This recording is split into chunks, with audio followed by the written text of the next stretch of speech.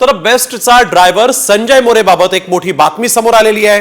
संजय मोरे हा 1 डिसेंबरलाच बस चालक म्हणून रुजू झाला होता।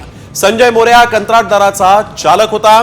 तसंच कंत्राटी पद्धतीने भरती झालेला संजय मोरे आधी खासगी बस चालवत होता। त्यामुळे कोणताही अनुभव नसताना संजय मोरेची नेमणूक कशी झाली आणि त्याला एवढी मोठी बेस्टची इलेक्ट्रिक बस कशी चालवायला दिली असा सवाल आता उपस्थित होतोय। अनुभव नसताना देखील संजय मोरेला एवढी मोठी बस चालवायला देणाऱ्यांची आता चौकशी होणार असल्याची माहिती सूत्रांनी दिलेली आहे।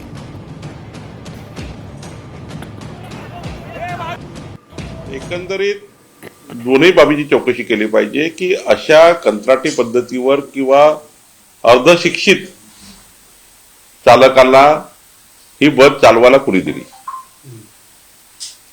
कोण तो महाशय आहे, कोण तो अधिकारी आहे।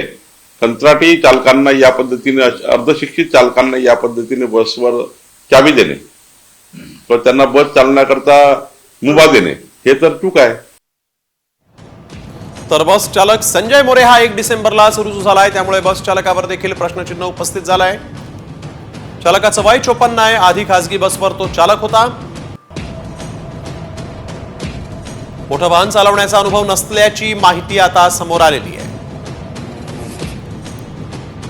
बेस्टची मोठी इलेक्ट्रिक बस कशी चालवायला त्याला दिली हा देखील एक महत्त्वाचा प्रश्न आहे।